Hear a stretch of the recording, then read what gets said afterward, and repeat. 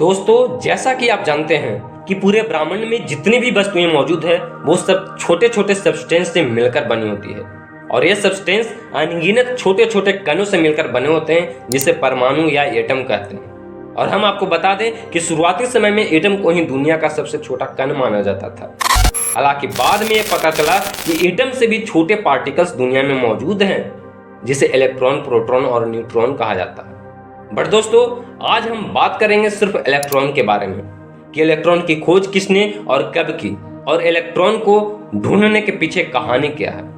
तो दोस्तों, वीडियो में हमारे साथ आखिरी तक अद्भुत आविष्कार का पूरा इतिहास जानने के लिए बने रहे। दोस्तों, जॉन डाल्टन ने वर्ष 1808 ईस्वी में दिए अपने परमाणुवाद सिद्धांत के अनुसार कहा था कि किसी भी पदार्थ की सबसे सूक्ष्म इकाई अर्थात कण परमाणु होती है और इस ब्रिटिश वैज्ञानिक के अनुसार परमाणु के टुकड़े नहीं किए जा सकते हैं। लेकिन साल 1897 ईस्वी के अप्रैल में सर जे थॉमसन ने क्रुक्स नलिका पर काम करते हुए एक नए कण की खोज की जिसका नाम इलेक्ट्रॉन रखा।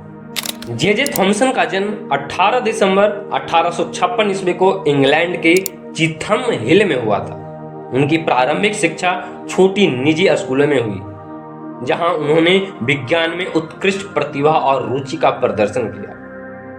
उनके माता पिता ने उन्हें लोकोमोटिव निर्माता शार्प कंपनी में एक प्रशिक्षु इंजीनियर के रूप में नामांकित करने की योजना बनाई थी।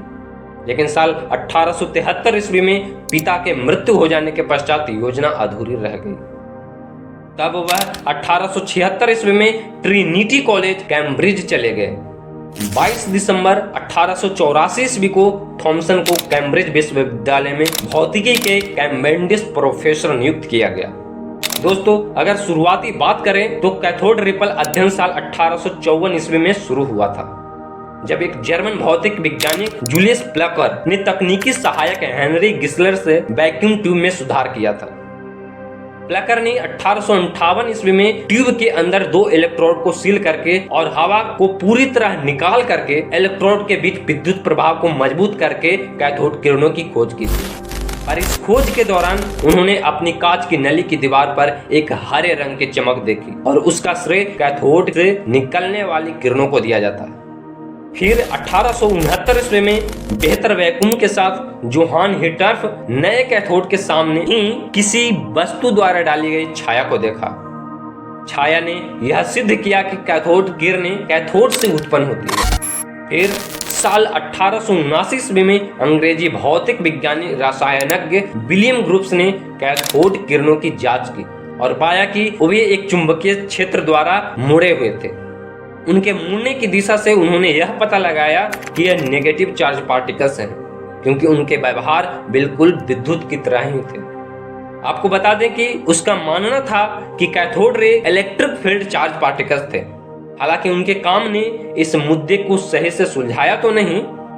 कैथोड किरणें प्रकाश के समान पार्टिकल्स या रेडिएशन है। साल 1880 के दशक के अंत तक कैथोड किरणें की प्रकृति पर विवाद ने भौतिक समुदाय को दो शिविरों में बांट दिया। फिर तकरीबन साल 1897 ईस्वी में इंग्लैंड में जे थॉमसन ने सोचा कि शायद हर्ट्ज के वैक्यूम में कोई कमी रही होगी, जिस वजह से पेसिडुल गैस ने कैथोड किरणें पर इलेक्ट्रिक फील्ड के प्रभाव को कम कर दिया होगा। तब थॉमसन ने 1897 में एक बेहतर वैक्यूम के साथ हर्ट्ज के प्रयोगों को दोहराया। उन्होंने दो पैरेलल एल्युमिनियम प्लेटों के बीच कैथोड किरणों को एक ट्यूब के अंत तक डायरेक्ट किया, जहां उन्हें कांच पर लेमिनेशंस या यूं कहें एमिशन ऑफ लाइट दिखाई दिया, या सिंपल भाषा में कहें तो उन्हें एक प्रकाश की चमक दिखाई दी। उन्हें लगा कि यह चमक कैथोड की कुछ किरणों की वजह से हुई है, इसलिए उन्होंने कैथोड पर एक और प्रयोग करने के लिए सोची। इस प्रयोग के लिए उन्होंने एक कांच की ट्यूब ली और इस ट्यूब में अच्छे से वैक्यूम पैदा किया। उसके बाद थॉमसन ने ट्यूब के दोनों ओर इलेक्ट्रोड कैथोड और एनोड लगा दिए और इन इलेक्ट्रोड के सिरों पर 10,000 वोल्ट से जोड़ दिया गया। तो फिर पाया कि कैथोड से एक प्रकार की किरणें उत्पन्न होती है और एक किरणें सीधी रेखा में एनोड की तरफ गति करती है। एक कण कैथोड से एनोड की तरफ जा रहे थे, अर्थात पॉजिटिव की ओर गति कर रहे थे। इसका अर्थ यह था कि इन किरणों पर नेगेटिव चार्ज है, जिससे ये पॉजिटिव एनोड की तरफ गति करते हैं। सर जे थॉमसन ने कई बार इलेक्ट्रोड की धातु बदलकर तथा नली में ली गई गैस को बदलकर यह प्रयोग दोहराया, किंतु हर बार उन्हें एक ही बात देखने को मिली।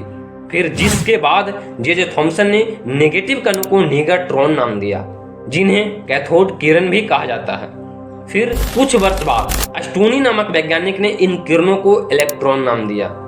तो आज के लिए इतना ही। वीडियो पसंद आया तो इसी तरह का इन्फॉर्मेटिव वीडियो जानने के लिए आप हमारे चैनल को लाइक एंड सब्सक्राइब कर दें। तो चलिए फिर मिलते हैं अगले नेक्स्ट वीडियो में।